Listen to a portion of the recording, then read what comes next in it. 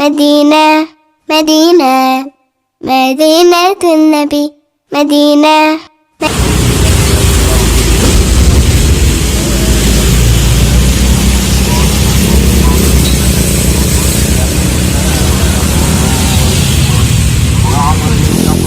Assalamualaikum warahmatullahi wabarakatuh.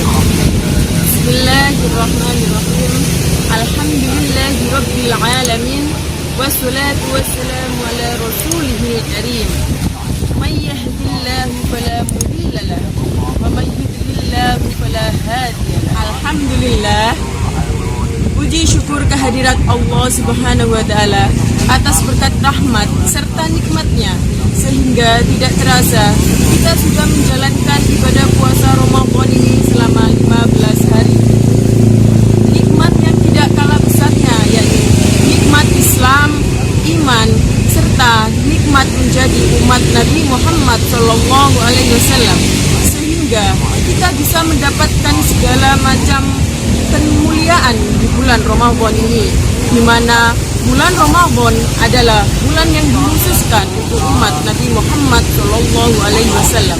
Sahabat anak soleh yang dirahmati oleh Allah, di bulan yang penuh berkah ini, marilah kita mengingat kembali kisah perjalanan Nabi Muhammad SAW bersama sahabat beliau Abu Bakar As-Siddiq ketika hijrah ke Madinah. Dalam kitab Sirah Nabawiyah telah diceritakan tentang turunnya izin kepada kaum muslimin untuk pergi hijrah ke negeri tempat orang-orang Aus dan Hajraj berada, dan berduyun-duyunnya para sahabat dan kaum muslim untuk pergi ke sana. Ibnu Katsir rahimahullah berkata, Rasulullah dan dua orang sahabat lainnya, yakni Ali bin Abi Thalib dan Abu Bakar, masih tinggal di Mekah. Dua sahabat tersebut tinggal atas perintah Rasulullah SAW. Mengetahui hal tersebut, pada suatu malam orang-orang musyrik telah bertekad untuk membunuh Rasulullah, dan sebagian dari mereka telah berjaga di depan pintu rumah Rasulullah. Jadi, ketika Rasulullah keluar rumah, mereka sudah siap untuk membunuh Rasulullah. Akan tetapi, atas izin Allah Subhanahu wa taala, Rasulullah SAW keluar dari rumah beliau tanpa sepengetahuan orang-orang musyrik tersebut. Sementara itu, Abu Bakar telah menyewa seorang yang ahli dalam penunjuk jalan dan tahu arah jalan menuju Madinah. Dia adalah Abdullah bin Uraikid. Rasulullah SAW dan Abu Bakar memberikan tugas tersebut kepada Abdullah bin Uraikid dan memberikan gembalanya untuk ditunggangi Abdullah bin Uraikid dan menuju ke Gua Tur 3 hari kemudian. Allah Subhanahu wa taala membutakan orang-orang musyrik tersebut dari kabar berita tentang Rasulullah dan Abu Bakar. Mereka tidak tahu di mana keberadaan Rasulullah dan Abu Bakar. Sementara itu, Abdullah bin Uraikid telah memberikan informasi kepada Rasulullah dan Abu Bakar setelah beliau berdua berada di Gua Tur, sehingga Rasulullah dan Abu Bakar bisa waspada tentang kehadiran orang-orang Quraisy. Orang-orang Quraisy sudah tiba di depan Gua Tur dan sekitarnya untuk mencari keberadaan Rasulullah dan Abu Bakar. Bahkan orang-orang musyrik tersebut telah berada di depan pintu Gua Tur dan kaki-kaki mereka telah dekat dengan Rasulullah dan Abu Bakar. Karena Abu Bakar merasa khawatir, beliau berkata kepada Rasulullah, "Wahai Rasulullah, apabila mereka melihat kaki-kaki mereka, niscaya mereka akan melihat dosa." Rasulullah SAW bersabda kepada Abu Bakar As-Siddiq, "Wahai Abu Bakar, apa pendapatmu tentang dua orang dan yang ketiga adalah Allah?" Kemudian turunlah surat At-Taubah ayat 40. La tahzan innallaha ma'ana. Fa anzalallahu sakinatan alaihim, yang artinya janganlah engkau bersedih, sesungguhnya Allah bersama kita, maka Allah pun memberikan ketenangan kepadanya. Dan orang-orang musyrik tersebut lewat di depan gua tanpa mengetahui keberadaan Rasulullah SAW dan Abu Bakar di dalam. Sahabat anak soleh yang dirahmati oleh Allah, seperti yang telah dikisahkan dalam perjalanan hijrah Nabi Muhammad SAW dan Abu Bakar As-Siddiq, bahwasannya saat kita sedang mengalami kesusahan apapun, janganlah bersedih apalagi khawatir, karena Allah selalu bersama kita.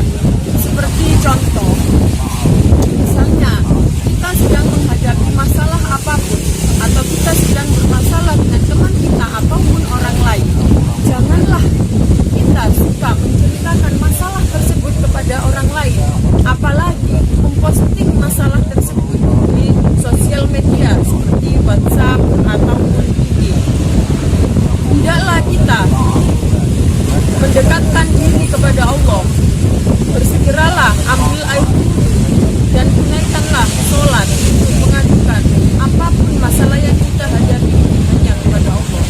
Contoh lainnya, seperti di saat keadaan pandemi seperti ini, janganlah kita terlalu panik apalagi khawatir.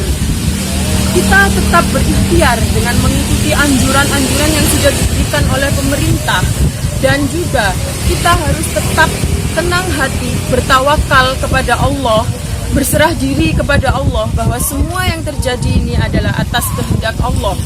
Seperti yang tertuang dalam Quran surat Al-Baqarah ayat 286. La yukallifullahu nafsan illa wus'aha, laha ma kasabat wa 'alaiha ma kasabat.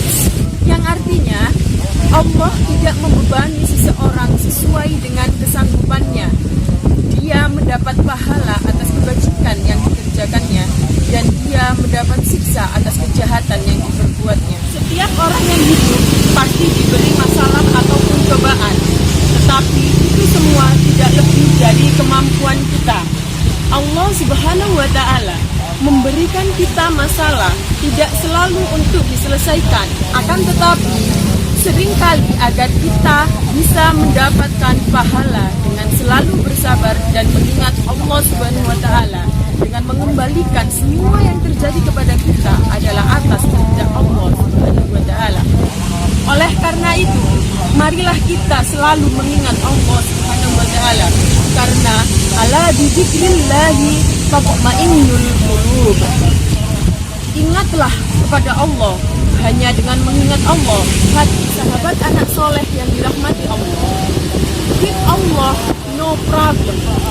Bersama Allah tidak jadi masalah. Kalau kita selalu mengingat Allah dan selalu menyerahkan apa yang terjadi kepada kita adalah atas seizin Allah, maka setiap masalah yang kita hadapi tidak akan membuat kita menjadi gelisah apalagi bersedih. Maka dari itu, selalulah sertakan Allah dalam setiap langkah hidup kita. Demikianlah yang dapat Ustazah sampaikan. Mohon maaf apabila ada salah-salah kata, dan semoga apa yang diberikan Ustazah ini bisa memberikan manfaat untuk kalian semua, serta kita bisa diberikan Allah kekuatan dalam menghadapi setiap masalah dan keadaan yang ada di dalam hidup. Fastaghfirul khairat. Wassalamualaikum warahmatullahi wabarakatuh. Madinatun Nabi, Madinah, Madinah, Madinatun Nabi.